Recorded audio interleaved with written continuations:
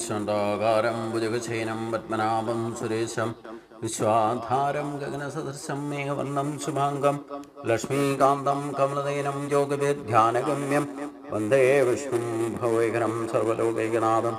ओं नमो भगवते वासुदेवाय, नमो भगवते वासुदेवाय। ओम श्री कृष्णाय परब्रह्मणे नमः। सभी सज्जनों को भगवान का नाम से और मोहन जी का नाम से सादर प्रणाम। हम लोग 13वां अध्याय में क्षेत्रज्ञ विभाग योग में 20 श्लोक तक पिछले दिनों में विचार किया था। आगे भगवान कहते हैं, पुरुष प्रकृतिस्तदोखी भुंक्ते प्रकृतिजान गुणान कारणम गुणसंकोस्य सदस्योद्धिन जन्मसु। पुरुषन प्रकृति में स्थित होकर के प्रकृति में जो कुछ होने वाला या प्रकट होने वाला गुणों से अनुभवित होता है। पुरुष का या जीवात्मा का इंद्रिय के साथ में जो संबंध में उत्कृष्ट और नीच ब्रह्म जन्मों में या योनि में हम जन्म होता है। हर एक जीवात्मा का स्थिति यही है।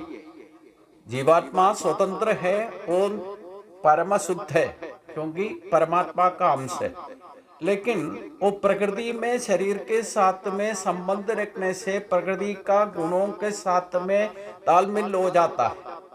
मतलब प्रकृति में जो शरीर में जो जीव मिल जाता है, शरीर का स्वभाव गुणों से संबंधित है, इसलिए इनके साथ में मिलकर के इंद्रियों के साथ में तालमेल बना के रखते हैं। इसी में जैसे हम उसका भाव अनुभव करते हैं, उसी के अनुसार सुख दुख के अनुसार या अच्छा बुरा के अनुसार, न्याय अन्याय के या धर्म अधर्म के अनुसार उत्कृष्ट और नीच जन्मों में या नीच योनि में या उत्कृष्ट योनि में जन्म होने का अवसर हो जाता है। यही हम बार बार जन्म लेने का, अगर पुण्य ज्यादा कर दिया तो उत्कृष्ट जन्म में जाएगा, सुख समृद्धि में जन्म हो जाएगा, यही उत्कृष्ट जन्म कहते हैं।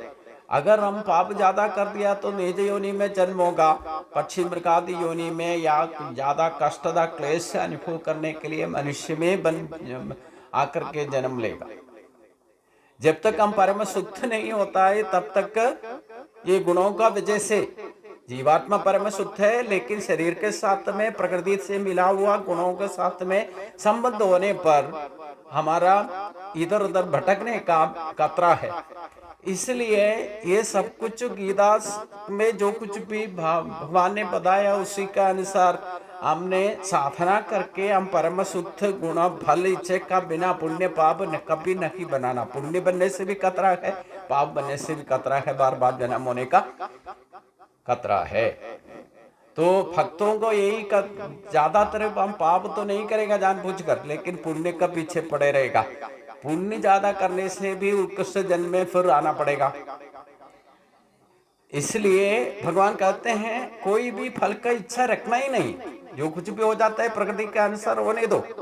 अभी ये प्रकृति में गुण का संबंध के बारे में एक अगले का अध्याय में 14 अध्याय में क्लियर करके गुण त्रयों का विभाग में भगवान बात करते हैं।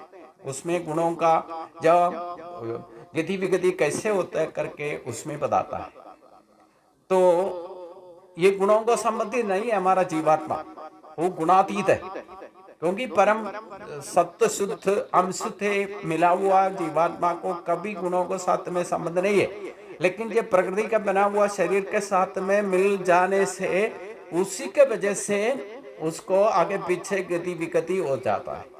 वो भी हम इंद्रिय विषयों में भौतिक जो मन से जो कुछ भी करते रहते हैं उसमें आगे पीछे होने का खतरा है, प्लस माइनस होता है। प्लस होने से उत्कृष्ट जन्म होगा, माइनस होने से नीच जन्म हो जाएगा।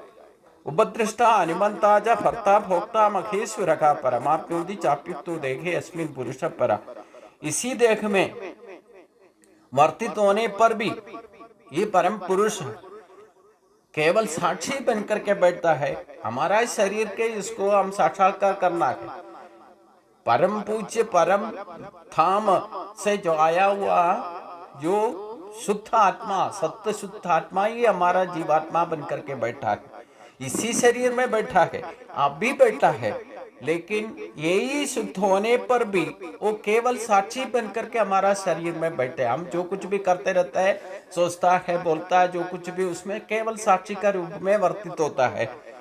लेकिन वो जान के बिना ही अम्मा नियंत्रण करता है, क्योंकि उसका जीवात्मा का प्रेरणा नहीं होने से हम अच्छा बुरा कुछ भी नहीं कर सकते। लेकिन साक्षी भाव से वर्ता है, हम जो कुछ भी करते हो ना करते हो तभी कभी इंटरफेयर नहीं करता, वो केवल साक्षी रूप में हम चुपचाप बैठता है। लेकिन हम जो कुछ भी इच्छा रखता है उसका क्रिया योग में बदलने का प्रेरणा ये देता है। जैसे एनर्जी आता है, हम इलेक्ट्रिसिटी घर में आता है, आप बल्ब जलावो, फैन चलावो, एसी चलावो, फ्रिज चलावो, जो कुछ भी करते हो वो बिजली के साथ में कोई संबंध नहीं, वो हम कैसे भी यूज करता है, वो साक्षी भाव में हर एक यंत्रों में वर्तित होकर के वो आधा उसी का जैसे जैसे बना हुआ है उसी का काम करते रहता है। वैसे ही हमारा ही अंदर जो बैठा हुआ है, जो एनर्जी है, ईश्वर बोलने से एक व्यक्ति नहीं है, वो एक शक्ति है। वो शक्ति एनर्जी लेवल में पुरुष भाव में हमारा शरीर में, हमारा ही शरीर में अभी वर्तित है, उसी का यूज करते हुए मैं अच्छा भी बोल सकता है, बुरा भी बोल सकता है। उसमें केवल का वो आत्मशक्ति हमारा साक्षी बन करके हमारा ही अंदर हृदय कमल में बैठा है। लेकिन हमें बोलने का जो शक्ति देता है, प्रेरणा देता है, यही शक्ति है। इसी को हम समझना है। ठीक तरह से हमारा शरीर का द्वारा ही ईश्वर को साकार करना है, तभी हम जो बार बार व्यापित शक्ति को हम समझ नहीं पाएगा। अगर हमारे ही शरीर में हम साक्षात्कार नहीं करते, अनुभव नहीं करते, तो हम कैसे बार उसको महसूस करेगा। इसलिए कहते हैं हमारा हर एक का अनुभव का साक्षी भाव में वर्तित परमात्मा, वही आत्मा स्वरूप हमारा जीवात्मा बनकर के बैठा है, वो परमेश्वर है, महेश्वर है, परमात्मा का रूप में साक्षी भाव में हमारा ही अंदर वर्तित है। ये परमात्मा का आभास चैतन्य मात्र है जीवात्मा, उसी को क्षेत्रज्ञ कहते हैं, पुरुषन कहते हैं। यही सबको हमारा व्यवहार का आश्रय भी, आधार भी है। या एवं वेति पुरुषा प्रकृतिं च गुणैः सह सर्वदा वर्तमानो भी न सबूयो अभिजायते। इस प्रकार पुरुष को भी उसके साथ में जो गुण, प्रकृति के साथ में संबंध, उसका जो फर्क क्या है ठीक तरह से जो मालूम करेगा, वो किसी भी हरकत में करते रहे, वो कोई भी काम करते हो, वो कभी भी, मतलब एक तो पुरुष परमात्मा का बारे में हम ठीक तरह से यथार्थ रूप क्या है, शक्ति क्या है, हम जानकारी लेना है। उसके साथ में हमारा शरीर में जो हरकत करते हैं उसका प्रकृति का संबंध में जो गुण के बारे में भी हम बोध होना है।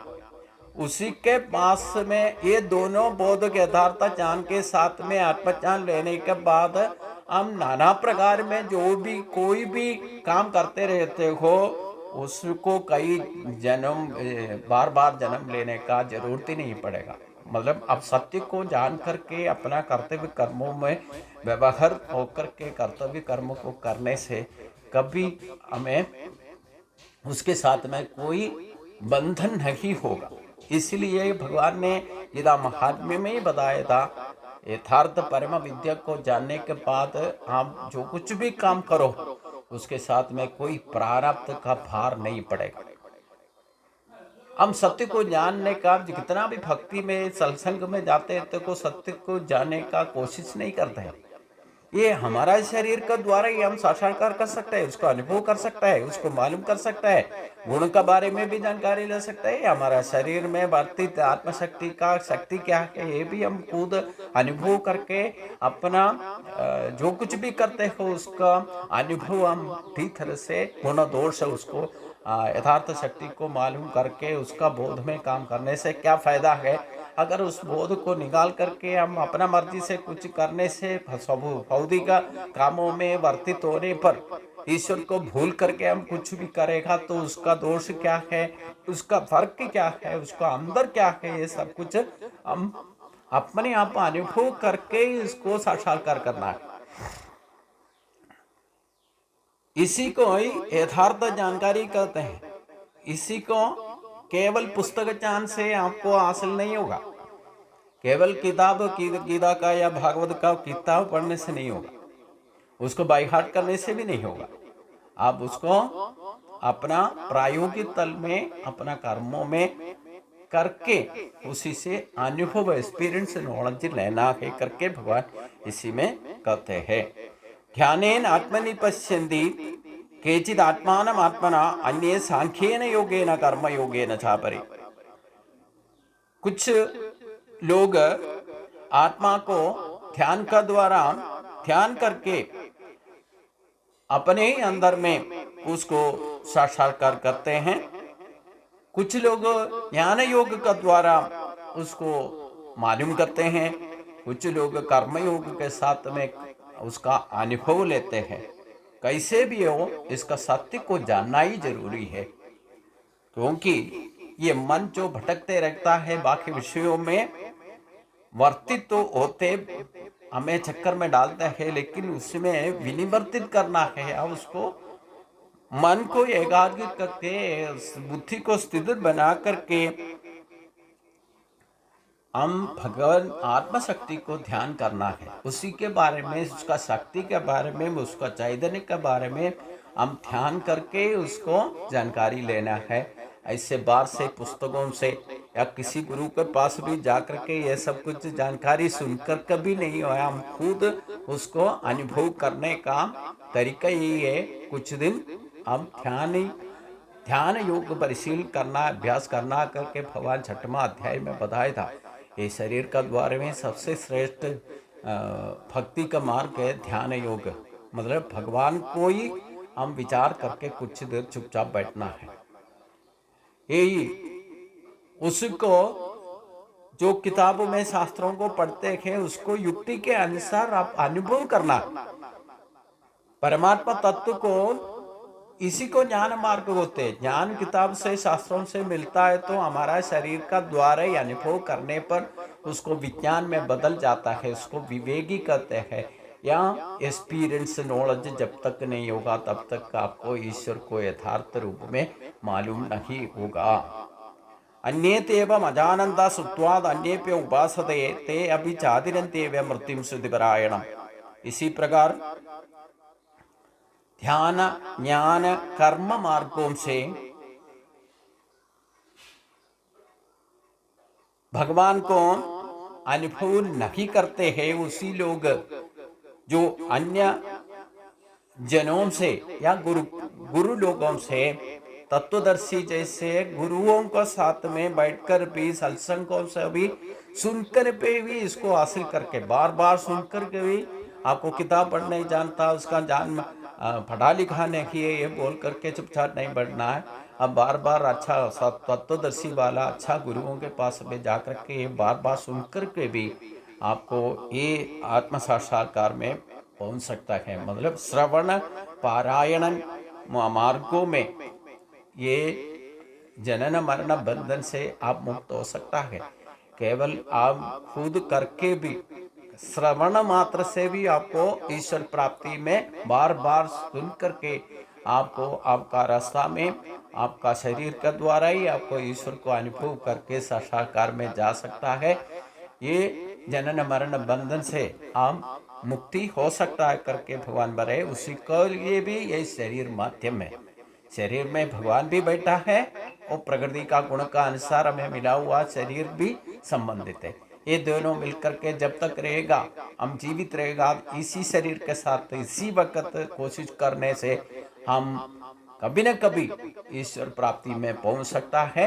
एक तो खुद शास्त्र विषयों में आप पढ़ो, उसको शास्त्र विषयों को ठीक तरह से यथार्थ रूप को मालूम करके अपना शरीर का द्वारे में उसको साक्षात्कार प्रायोगिक तल में ज्ञान मार्ग में या कर्म मार्ग में या भक्ति का मार्ग में आप उसको हासिल कर सकता है। अगर आपसे वो नहीं हो सकता तो सदगुरुओं के साथ में संबंध रखने से भी, उनसे सुनकर भी, बार बार सुनकर भी आपका जिंदगी बदल सकता है। यावत् संचायते किंचित् सत्त्वं स्थावर जंगमम क्षेत्र क्षेत्रज्ञ संयोगा तत्वति भरतर्षभ। हे अर्जुन, इसी जगत में सावर जंगम जो कुछ भी वस्तु है वो क्षेत्र क्षेत्रज्ञ संयोग से ही पैदा होता है, कोई परिपालन होता है, कोई संहार में भी जाता है।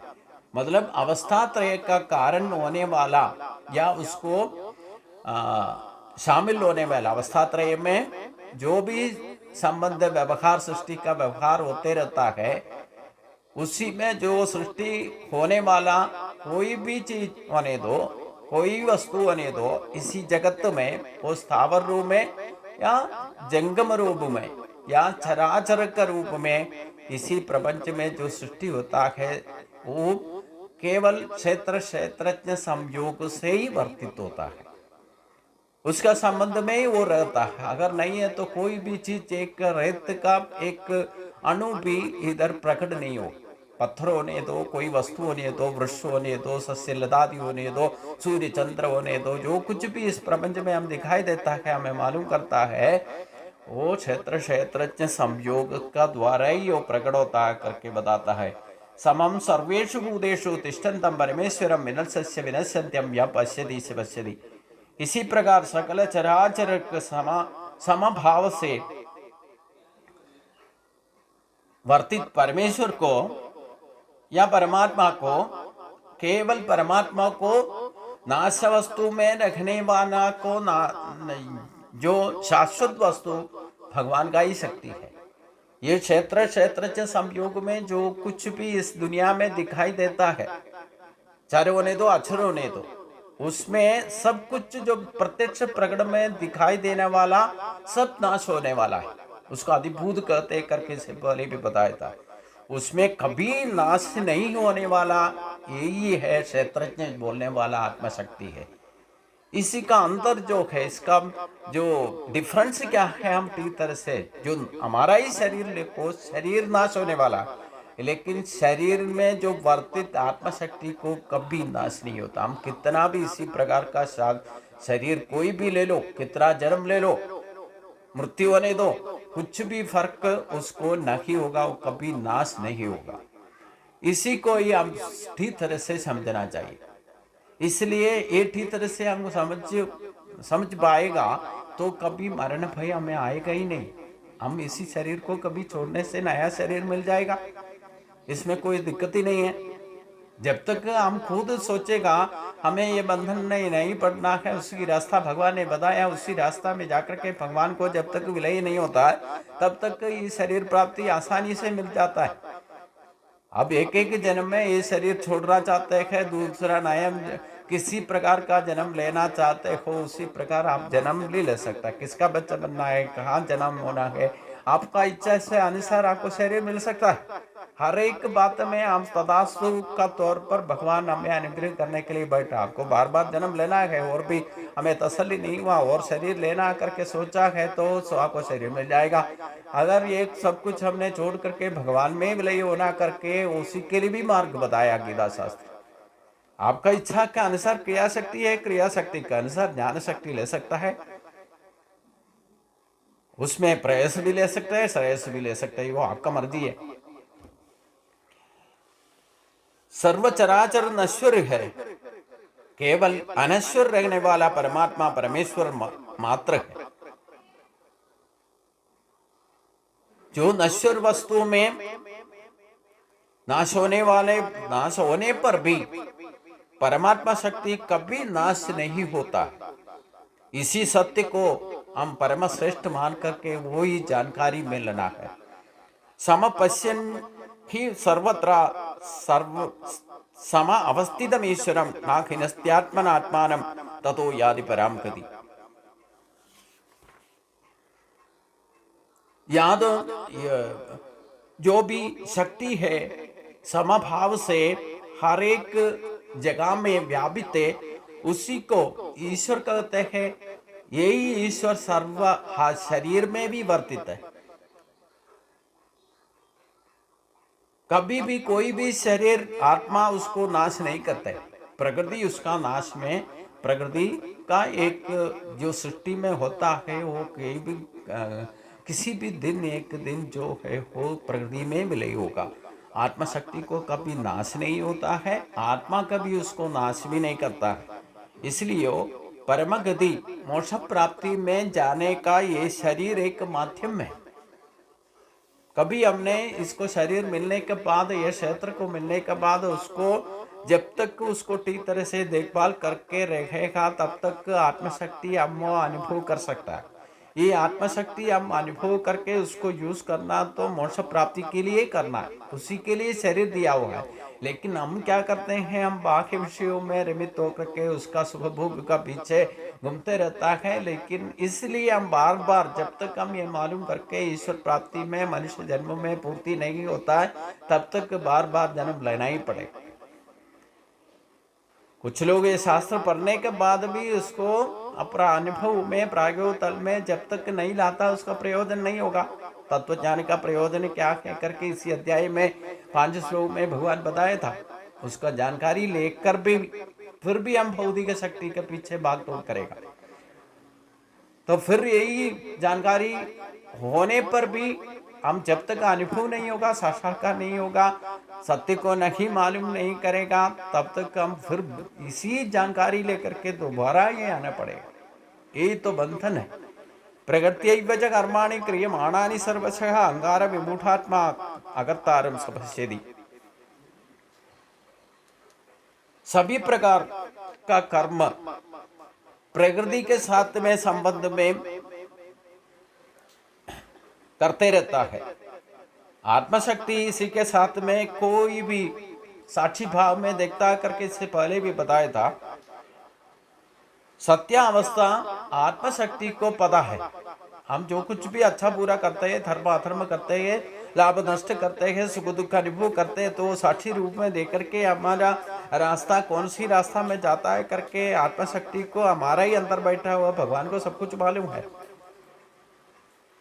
उसी को ठीक तरह से सामान आप स्मरण करने से, आप अगर स्मरण करते हुए हम अपना प्रकृति का स्वभाव के अनुसार या भौतिक संबंध में कोई भी काम करता तो हमें जानकारी देते रहे।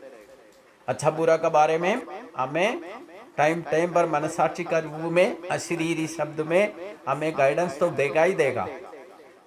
लेकिन हमको ईश्वर को कभी कभी स्मरण भी नहीं करता है, उनको याद नहीं करता है, उसको पूजा पाठ या भक्ति योग में उसको हासिल करने का कोशिश याद ही नहीं करता, अपना मर्जी से करता रहता, तो ये चुपचाप बैठेगा, सोते जैसे रहेगा। उसी में हम भौतिक बंधन में जाकर के बार बार जन्म लेना पड़ता है। मतलब जो भी कर्म करते हैं प्रकृति का स्वभाव के अनुसार हम कर्म करते रहता है। आत्माओं के साथ में उसके साथ में कोई संबंध नहीं है। इसी सत्य को जो जानकारी लेगा वो सत्यावस्था को मालूम करके उसी के अनुसार त्रिगुणात्म माया से बंध मुक्ति होना है, ये जीवन मुक्ति। ये इसी में हमें चक्कर में पड़ने वाला ये माया है। माया बोलने से मूल प्रकृति, मूल प्रकृति बोलने से त्रिगुण सत्व रज तमो गुणों का प्रभाव से हम ईश्वर प्राप्ति में नहीं जा पाता है। हम भक्ति करते तो भी मंदिर जाके बाहर आ गया तो हम दृश्य प्रपंच को देख करके कुछ न कुछ का वस्तु का पीछे भाग दौड़ करेगा, खाने पीने के पीछे या कुछ वस्तु देख करके उसी के पीछे पड़ेगा। यही माया कहते हैं। हम मंदिर में जाकर के दर्शन करके तसल्ली से बाहर आया, हमारा चप्पल कोई लेके गया, गुम हो गया, तो हम चप्पल के पीछे भाग दौड़ करेगा, मेरा चप्पल गया, चप्पल गया। यही माया कहते हैं। हम भगवान को दर्शन करके इतना संतोष आत्म शांति से बाहर आया, लेकिन हमारा चप्पल गया, उसी के पीछे हम पूरा सभी को, कोई भी दोस्त वोस्त बंधु मिलने से भी हम उनको बोलेगा मंदिर में गया, मेरा चप्पल गया, यही बोलते रहेगा। यही इसी भौतिक बंधन को ही हम माया कहते हैं। तो कितना भक्ति होने पर भी अगर माया का बंधन में पड़ गया, अब यथार्थ ईश्वर शक्ति को मालूम नहीं करेगा। चप्पल गया तो गया, उसी के पीछे हम पूरा दिन बर्बाद करेगा, भगवान को याद करना भी भूल जाएगा। यही कहेगा भगवान को देखने गया, मेरा चप्पल गया। ये इसी डिफरेंस को हम समझना है, इसी को माया कहते हैं। मतलब भगवान को देख करके संतोष रहना चाहिए, उसी को पूरा दिन याद करके रहना चाहिए, उसका नाम जप करना है, भगवान को एक दिन कम से कम भगवान को याद रखते रहना है। लेकिन कोई भी भौतिक वस्तु के पीछे हमारा जानकारी पूरा लगा देगा तो माया में पड़ गया सब। यदा भूतभावम एक स्थानम उपपश्यति तथा एव च विस्तारम ब्रह्म संपद्यते तथा।